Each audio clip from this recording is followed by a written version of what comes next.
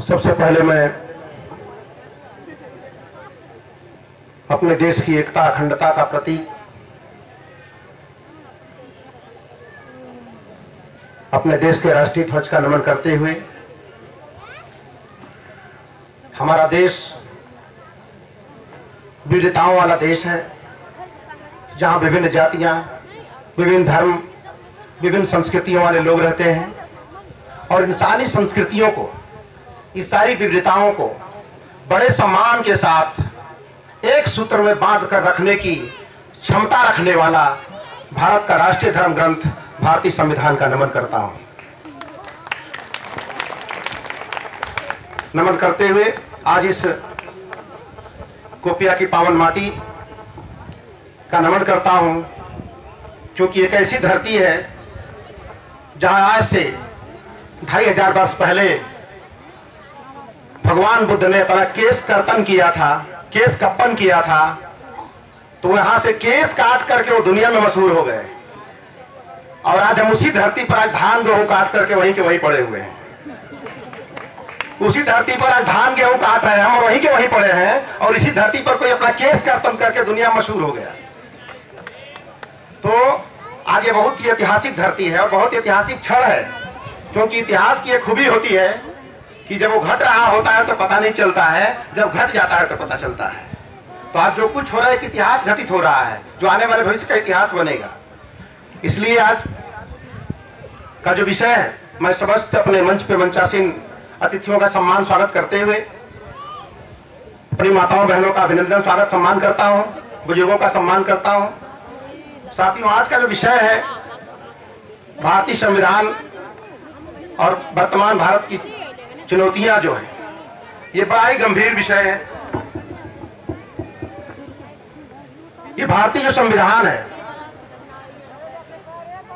यह किसने बनाया?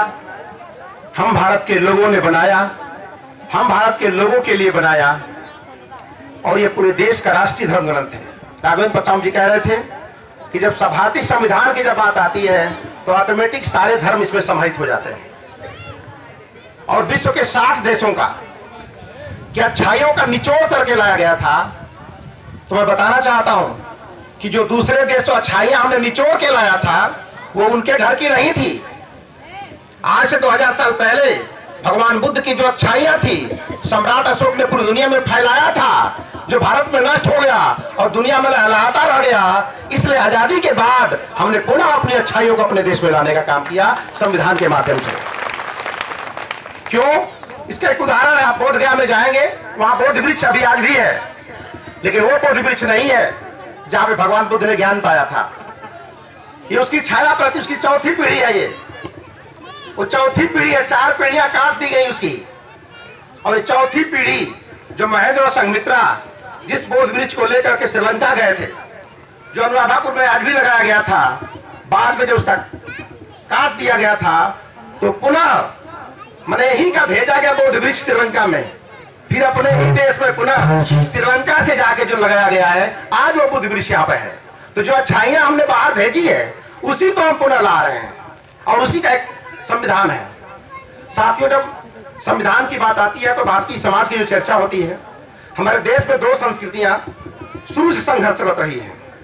एक संस्कृति ऐसी रही है जो छूत अछूत, ऊंच नीच, ढोंग पाखंड को बढ़ावा देती रही है, जो हिंदुस्तानी संस्कृति कहलाती है। और एक संस्कृति ऐसी है जो समता, समानता, मैत्री, करुणा और वैज्ञानिक दृष्टिकोण को बढ़ावा देती रही है, वो भारतीय संस्कृति है। और देश जब गुलाम रहा तो हिंदुस्तानी संस्कृति और भारतीय संस्कृति दोनों आपस में घालमेल हो गई थी। तो पहचानना मुश्किल हो गया कि कौन सी हिंदुस्तानी संस्कृति है और कौन सी भारतीय संस्कृति है। तो भारतीय संस्कृति की पुनः स्थापना करने के लिए ही भारतीय संविधान की रचना की गई। आज मैं अपने क्षेत्र के किसी व्यक्ति से पूछता हूं कि आपका जीवन कैसा चल रहा है, तो लोग बोलते हैं कि ऊपर वाले की कृपा से बड़ा अच्छा चल रहा है। अब उनको कौन ये बताए कि आपका जीवन जो अच्छा चल रहा है, ये ऊपर वाले की कृपा से नहीं, बल्कि भारत के संविधान की कृपा से अच्छा चल रहा है। अगर भारत का संविधान ना होता तो ये ऊपर वाला रहता ही और आपका कुछ नहीं होता। इतना भरोसा हमारे ऊपर होता है तो आपको इसको ठीक से जानने की जरूरत है, क्योंकि जब तक ये भारतीय संविधान का जो वैज्ञानिक दृष्टिकोण है, जो वैज्ञानिक ढोंग पाखंड की संस्कृति है, जब तक ये समाप्त नहीं होगी, और जो भारतीय संविधान सिर्फ एक किताब की तरह जगह जगह जगह इसका उल्लंघन हो रहा है। राष्ट्रीय ध्वज आप देख रहे हैं, मैं कई उदाहरण बता सकता हूं भारतवर्ष में। फिलहाल एक जौनपुर का उदाहरण है कि जहां पर एक व्यक्ति ने, कई व्यक्तियों को मैं देखता हूं कि एक ही डंडे के अंदर राष्ट्रीय ध्वज को नीचे लगाते हैं और अपने धर्म ध्वज को ऊपर लगाते हैं, यानी धर्म को अपना ऊपर करते हैं और देश को नीचे। और जब इसकी सूचना दी जाती है प्रशासन को, तो प्रशासन भी इस पर हिलावाली करता है। जब यहाँ सूचना दी गई जौनपुर में वहां के एसओ को कि एक ऐसा अपमान आपके बगल में हो रहा है कि राष्ट्रीय ध्वज नीचे है और धर्म का झंडा ऊपर है, एक हफ्ते लग गए एसओ साहब को हटाने में। लग रहा था कहीं सीएम साहब का आदेश था कि हटाना नहीं है इसको। जब पक्का हो गया, घेराव करेंगे, पसंद करेंगे, तब जाकर वो आदमी एक डंडे में तिरंगा और दूसरे घर में अपने धर्म का झंडा लगाया। तो तिरंगा का अपमान इसी देश में होता है। तो मुझे नहीं लगता कि इस तिरंगा को अपमान करने वाले लोग भारत की सीमा के अंदर रहते हैं कि भारत की सीमा के बाहर रहते हैं। तो सीमा के बाहर वालों को मैं नहीं जानता, लेकिन सीमा के अंदर वालों को भी पहचानने की जरूरत है। और जहां भी ऐसा राष्ट्रीय ध्वज का अपमान हो, राष्ट्रीय प्रतीकों का अपमान हो, तो आपको आवाज उठाने की जरूरत है। भारत का संविधान आपके साथ खड़ा रहेगा। तो आज जो भगवान बुद्ध की जो शिक्षाएं हैं, अभी राष्ट्रपति महोदय ने कहा था कि भारत का जो संविधान है वो भगवान बुद्ध की शिक्षाओं पर आधारित है। क्यों आधारित है? क्योंकि सम्राट अशोक का जो शासन था वो भी लोक कल्याणकारी शासन था, वेलफेयर स्टेट बनाया अशोक ने। आजादी के बाद हमारे संविधान निर्माताओं ने सोचा कि हमारे देश का भी एक लोक कल्याणकारी संविधान होना चाहिए। तो पूरे 5000 साल के इतिहास को खंगाला गया तो देखा कि सम्राट अशोक का शासन काल ही एक ऐसा काल है जो लोक कल्याणकारी था, जो जीवों का कल्याण किया था, हर एक व्यक्ति का कल्याण किया था। सिर्फ अशोक का संविधान था। तो उसी अशोक के संविधान को परिलक्षित करते हुए, उसी को आधार बना करके हमने भारतीय संविधान को बनाने की कोशिश की।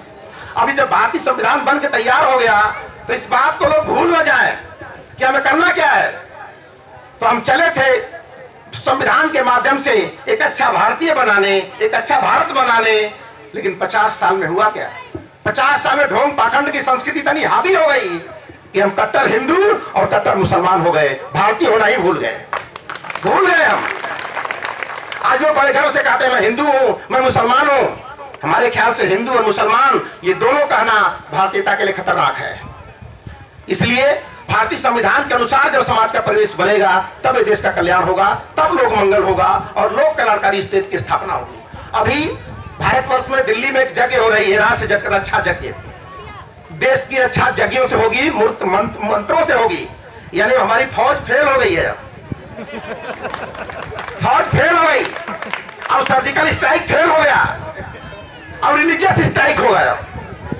और ऐसे ही धर्मों के माध्यम से, मंत्रों के माध्यम से एक बार सोमनाथ के मंदिर की रक्षा करने का प्रयास की गई थी। ऐसे ही मंत्र पढ़े जा रहे थे और सारे लोग मंत्र पढ़ते रहे, भगवान की दुहाई देते रहे, और मोहम्मद गजनवी आया और पूरा मंदिर लूट करके लेके चला गया। कोई मंदिर काम नहीं आया, कोई मंत्र काम नहीं आया। तो उस समय तो मंत्रों को पढ़ करके मंदिर लुटवाया गया, आज लग रहा है कि मंत्रों को पढ़कर पूरा देश लुटवाया जाएगा। अरे बैंक तो लूटे ही चले गए, सारे बैंक लुटा गए हैं, अब देश लुटाना बाकी है। अब ऐसे ही मंत्र पढ़ते रहेंगे तो ये जो यज्ञ हो रहे हैं राष्ट्र रक्षा के लिए, वो यज्ञ नहीं है, बल्कि हमारे देश के फौजियों का सीधा अपमान किया जा रहा है। वो अपमान है कि अब तू रक्षा नहीं कर सकता, अब मेरी मंत्र रक्षा करेगी। तो ये सब काम जो हो रहे हैं भारतीय संविधान की भावनाओं का उल्लंघन करते हुए हो रही है। भारतीय संविधानों का अतिक्रमण हो रहा है। रक्षा बजट घटाया जा रहा है, रक्षा का बजट कम करेंगे, मंत्र पढ़ेंगे हम। शिक्षा का बजट हम करेंगे, कैमरा लगाएंगे हम। तो पढ़ लिख कर क्या करोगे जब पकौड़ा ही बेचना है? तो इसीलिए शिक्षा का बजट घटा गया, सरकार आई है शिक्षा के बजट को घटा दिया है। शिक्षा कम, पढ़ लिख कर क्या करोगे? पढ़ने से इतने ज्यादा लोग पहले से पढ़े हुए हैं कि अब नए लोगों को पढ़ने की कोई जरूरत ही नहीं है। तो हमारे साहब कह रहे थे कि आधा रोटी खाएंगे और बच्चों को पढ़ाएंगे। किस लिए पढ़ाएंगे? किस लिए पढ़ाएंगे?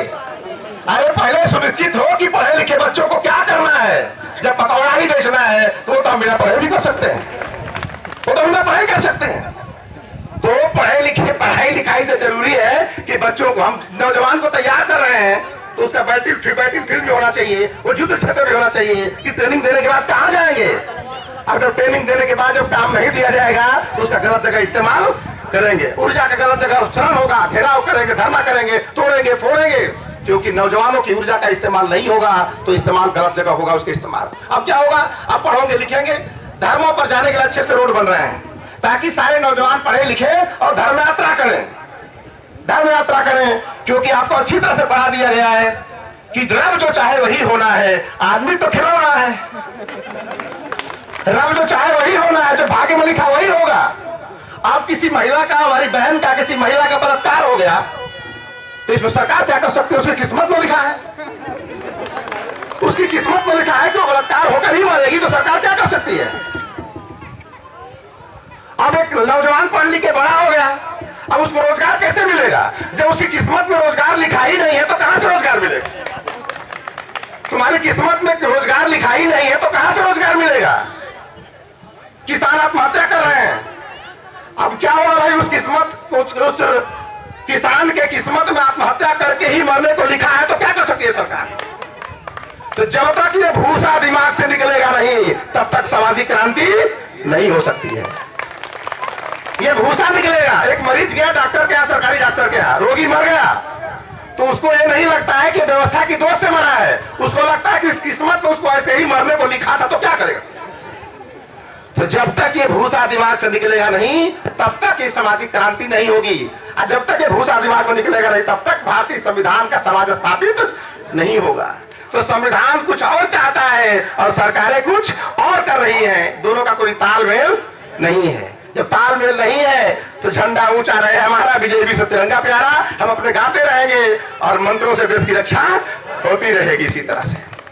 तो आप इन छोटी छोटी बातों को ध्यान रखें। एक लड़का था, मेरे डॉक्टरी में आया था, तो बारिश हो रही थी, तो बारिश बंद नहीं हो रही थी, देर तक फंसा था बारिश में। तो बोला कि लगता है कि भगवान जी बारिशवा बंद ना करे, फसल रहे का। तो हमने कहा बेटा क्या करते हो? तो मैं बीएससी करता। तो हमने, तू बीएससी करता है तो ये बता दे कि हाइड्रोजन के 2 अणु और ऑक्सीजन का 1 अणु मिलेगा तो क्या बनेगा? तो बोलेगा पानी बनेगा। बोला कैसे पानी बनेगा? शंकर जी नहीं चाहेंगे तो, ऊपर वाले की इच्छा नहीं रहेगी तो कैसे पानी बनेगा? तो बोलेगा कि तो स्कूल में पढ़ाया जाता है। तो मैं तुझको साइंस पढ़ाने से क्या फायदा जब बारिश बंद होने के लिए ऊपर वाले का इंतजार कर रहा है? अरे बादल है तो बारिश होगी, बादल खत्म तो बारिश बंद। तो जब तक तू ऊपर वाले का बारिश बंद होने का इंतजार करता रहेगा, उस देश में बच्चे साइंस तो पढ़ेंगे लेकिन बुलेट ट्रेन जापान से ही मंगाई जानी पड़ेगी। बुलेट ट्रेन जापान से मंगाई जाएगी, और जब बुलेट ट्रेन जापान से मंगाई जाएगी और जब यहाँ चलाया जाएगा तो उसकी भगवान विश्वकर्मा की पूजा होगी। जिससे लगता है नट बोल्ट नहीं कसा है, विश्वकर्मा हमारे देश में है और बुलेट ट्रेन जापान से आ रही है। तो मुझे तो लगता है कि विश्वकर्मा बाबा का रेजिडेंस हमारे देश में है, गैरेज जाके जापान में खुले हुए। तो जिस देश से हम मंगा रहे हैं वो देश भगवान विश्वकर्मा का देश नहीं, वो देश भगवान बुद्ध का अनुयायी है। जापान वो भगवान बुद्ध का अनुयायी है। तो उसी भगवान बुद्ध के सूत्रों को अपना करके जापान जापान हो गया, विकसित हो गया कि आज गुरु देश भारत। आज हमारे देश के जो रहनुमा है, जो सरकारें हैं, वो कह रही है कि भारत को जापान जैसा बनाना है। अरे जापान तो भारत का चेला है ना भाई, भगवान बुद्ध का अनुयायी है और भगवान बुद्ध पैदा हुए भारत में, तो यहाँ का चेला जापान है। तो गुरु जी का ऐसा दुर्दिन आ गया है कि अब गुरु जी को चेला की तरह बनने का प्रयास करना पड़ रहा है। ये भगवान बुद्ध का देश है। अपने इज्जत की ख्याल ना हो, अपने मर्यादा का ख्याल ना हो, तो अपने कम से कम महापुरुषों की मर्यादा का तो ध्यान रखना चाहिए। अरे खुशी तो तब होता जब जापान आकर कहता कि मुझे भारत जैसा बनना है, लेकिन क्या बनेंगे हम? ये बुद्ध का देश है, अशोक का देश है। तो आपको ये भारतीय संविधान की जो भावनाएं हैं, भारतीय संविधान तो हमने बना दिया, लेकिन इसकी जो भावनाएं हैं वो गांव गांव तक कैसे पहुंचेगी, एक एक व्यक्ति तक कैसे पहुंचेगी, इस पर सरकारों ने काम नहीं किया। जैसे पोलियो पिलाना है, इस देश को पोलियो से मुक्त करना है, तो क्या कानून बना देने से पोलियो मुक्त हो जाएगा? नहीं, गांव गांव समितियां बनाई गई, छोटे छोटे नीतियां बनाई गई, लोग जाकर घर पिलाया गया। जब लोग नहीं आए पीने के लिए तो घर घर में जाके पोलियो पिलाया गया और उंगली पर दाग लगा कि कौन पिया है कौन नहीं पिया है, जानकारी रहनी चाहिए। तो उसी तरह जब संविधान बन के तैयार हो गया तो संविधान को भी पोलियो की तरह गांव गांव जाकर पिलाया जाना चाहिए था कि कौन भारतीयता का ड्राप पिया है और कौन नहीं पिया है। तो जो पिएगा वो तो भारतीय बनेगा और जो नहीं पिएगा वो हिंदू और मुसलमान बन जाएगा।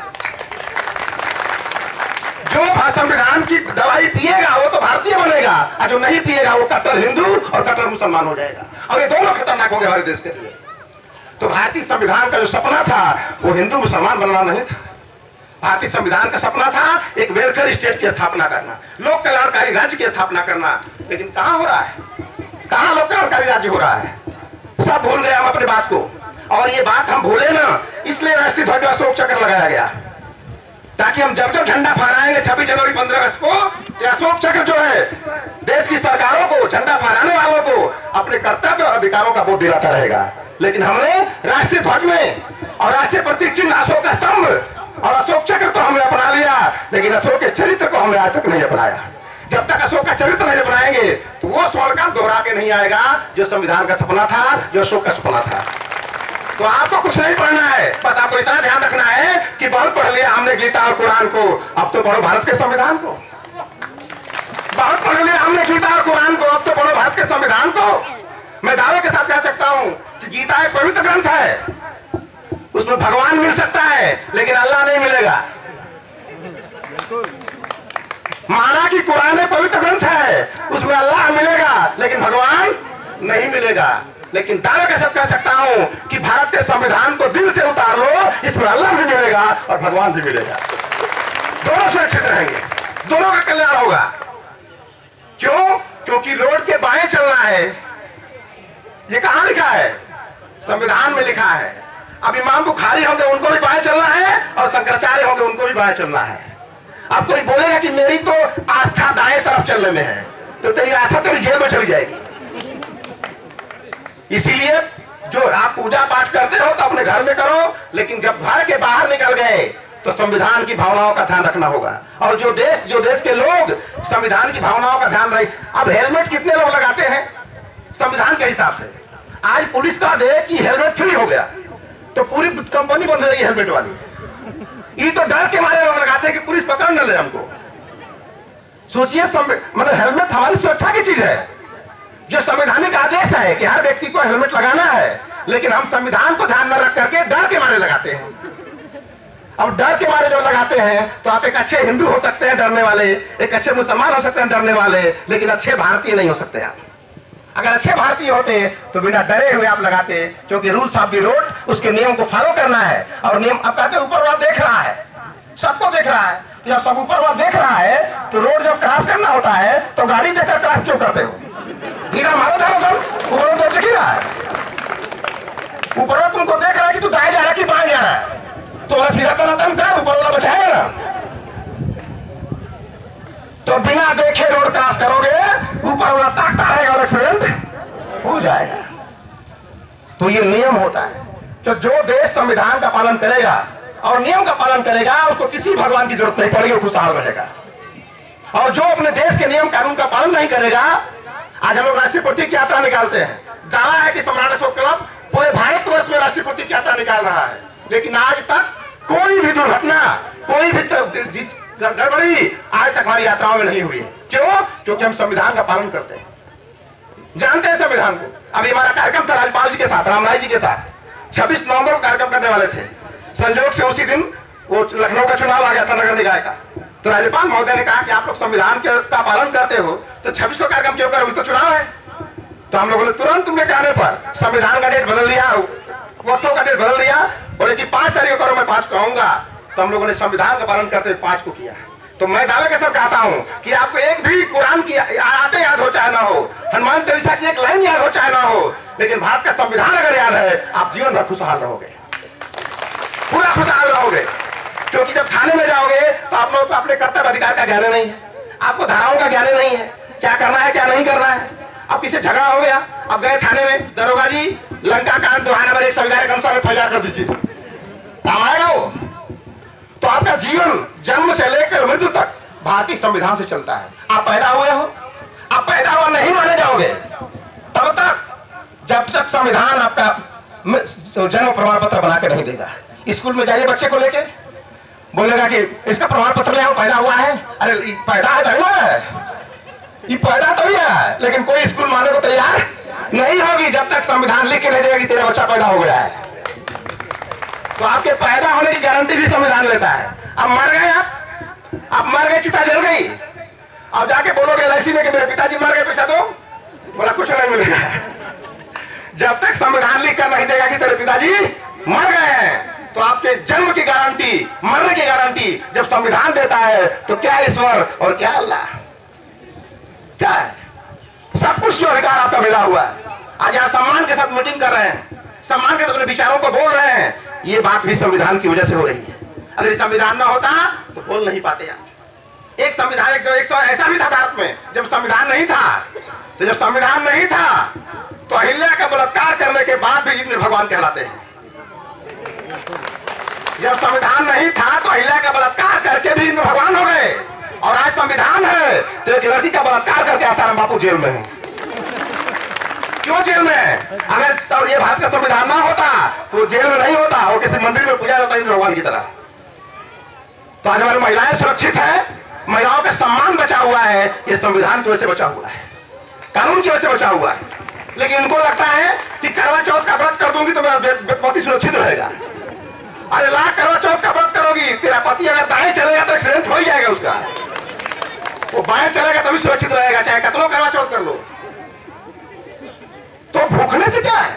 अरे मैं खाऊंगा तो मैं मोटाऊंगा, मेरा पति खाएगा तो पति मोटाएगा, मेरे व्रत से क्या कनेक्शन है दोनों का?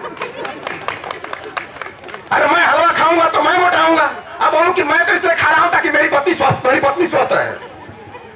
तो मेरे खाने से अगर वो स्वस्थ रहती तो मैं अमेरिका जाके खाता रहता, पत्नी यहीं से सलामत रहती। तो ये सब चीजों को ध्यान रखिए। भारतीय संविधान की जो भावनाएं हैं, महिला और पुरुष के अंदर एक वैज्ञानिक दृष्टिकोण पैदा करना है, और हम संविधान से भटक करके काम कर रहे हैं। संविधान से भटक जब काम करेंगे तो सब कुछ होगा। 9 दिन चले लड़ाई को, 70 साल आजादी के हो गए, और आज तक हमारी रोडें नहीं बन पाई, एक रोड भी अच्छा नहीं बन पाई। क्यों नहीं बन पाई? क्योंकि आपकी किस्मत में लिखा है कि आप खराब रोड पर चलेंगे, तो कैसे बनेगा? कैसे बनेगा? तो जब तक किस्मतियां रहेगी, ऊपर वाला रहेगा। इसीलिए हमारे भारतीय संविधान में ईश्वर का कोई स्थान नहीं है। भारतीय संविधान में ईश्वर का कोई स्थान नहीं है। अगर ईश्वर का स्थान होता तो इस देश का जज क्या बोलता कि आसाराम बापू के कर्मों का फैसला वो सिर्फ ईश्वर करेगा। ईश्वर करता तो कुछ नहीं होता। लेकिन संविधान हमारे पास खड़ा है, तो आप अपने संविधान की ताकत को समझे। ये इतनी मजबूत लाठी है कि कोई इस लाठी को तोड़ने वाला नहीं है। और जब तक संविधान सलामत है, नियम सलामत है, तब तक देश का पति पत्नी सलामत है, माँ बाप सलामत है, यहाँ तक कि पेड़ पौधे भी सलामत हैं। पेड़ पौधे भी संविधान को सलामत है। आप पेड़ लगा सकते हैं लेकिन पेड़ काट नहीं सकते। तो संविधान बोलेगा तब काटोगे। आप समझ रहे हो कि पेड़ का कोई संरक्षक नहीं है। आप पेड़ काटो, देखो हरा पेड़ काटो, वन विभाग गौर के तुरंत पहुंच जाएगा, वन विभाग तुरंत रहेगा। बोला कैसे काटा, परमिशन लिया? बोला साहब तो हम लगाएगा, तो कहाँ लगाए? तो लगाओ, तो क्या काटोगे तब जब मैं कहूंगा। लगाओगे अपनी मर्जी से, लेकिन काटोगे संविधान की मर्जी से। बच्चा पैदा आप अपनी मर्जी से कर सकते हो, लेकिन उसकी हत्या नहीं कर सकते अपनी मर्जी से। उसकी सुरक्षा के लिए संविधान खड़ा पड़ा हुआ है। आप एक गांव का पोखरा है, तालाब है, उसको भर के घर बना लेंगे? क्यों नहीं? उसकी सुरक्षा कौन कर रहा है? जो ही आप बुनियाद खोदे किसी पोखरे तालाब में, संवैधानिक संस्था तुरंत वहां पर पहुंच जाएगी। कैसे बना रही? इसका मतलब आप बात समझो कि पोखरे का कोई संरक्षक नहीं है, जिसका कोई नहीं है, इसका ऊपर वाला है। झूठ बात है। इसका कोई ऊपर वाला नहीं है, जिसका कोई नहीं है, उसी का भारतीय संविधान है, उसी का भारतीय संविधान है। इससे जब किसी को कहीं शरण नहीं मिलता है तब वो संविधान की शरण में जाता है। इसीलिए बहुत ज्यादा न कहते हुए मैं चाहता हूं कि जो धार्मिक प्रपंच में उलझे हुए हो, पाखंड में उलझे हो, जब तक कि पाखंड से हमारी माताएं, हमारी बहनें, हमारे भाई मुक्त नहीं होंगे, तब तक संविधान का समाज नहीं बन सकता है। इस तरह वो किताब बन के रह जाएगी बस। इसीलिए अशोक क्लब पहला संगठन पूरे भारतवर्ष में जो अपने मंचों पर संविधान रखता है, और राज्यपाल भी आते हैं हमारे मंच पर तो संविधान पर फूल चढ़ाते हैं। नीतीश कुमार मुख्यमंत्री बिहार के, पहली बार उन्होंने सम्राट अशोक के जन्मदिन पर छुट्टी घोषित किया है, वो भी हमारे मंच पर आते हैं तो संविधान पर फूल चढ़ाते हैं, किसी देवी देवता पर नहीं चढ़ाते हैं। कहते हैं कि पहला है, एक 84 थे, लखनऊ में हम लोग कार्यक्रम चल रहा था तो संविधान रखा था, संजोग से आज नहीं है। सोचिए मैंने 99% लोग हमारे देश के संविधान देखे नहीं आज तक। 99% लोग पढ़े लिखे अनपढ़ गंवार जो भी हो संविधान देखा ही नहीं। उन लोगों ने संविधान होता कैसा है? जो आपने देखा है मार्केट में वो मूल संविधान नहीं है, वो तो लेखकों के द्वारा लिखा हुआ है। वो संविधान नहीं है जो संविधान सभा ने बनाया था, वो किताब नहीं है। वो लेखक जो लिखते हैं मार्केट में वो पड़ी हुई है जो आप खरीदते हैं। तो चौरसिया जी आए हमारे मंच पर, बोले कि डॉक्टर साहब आइए थोड़ा संविधान के साथ आपका फोटो मेरे साथ हो जाए। बोला क्यों हो जाए? थोड़ा 27 साल मुझे वकालत करते हो गई, लेकिन आज तक मैंने संविधान देखा नहीं था। संविधान देखा नहीं था। तो आज सोचिए कितना दुर्भाग्य है कि जिस किताब से हम संचालित होते हैं, जिस धर्म ग्रंथ से हम संचालित होते हैं, आज तक उस किताब का दर्शन हमने नहीं किया। कितना दुर्दांत है। हमने गीता देखा, रामायण देखा, सब कुछ देखा, लेकिन वो नहीं देखे तो देखना चाहिए था। तो गीता पढ़ के हिंदू हो गए, कुरान पढ़ के मुसलमान हो गए और भारतीय संविधान नहीं पढ़े, इसलिए आज तक हम भारतीय नहीं बन पाए। इसलिए एक बार जोर से बोलिए, गर्व से कहो कि हम क्या है? तो गर्व से कहो कि हम इतना जोर से बोलिए कि पूरे देश में आवाज ये पहुंच जाए कि गर्व से कहो कि हम। और ये तब होगा जब बोलेंगे सत्य में, सत्य में, सत्य में जय भारत। अभी हम लोग ओतप्रोत हो रहे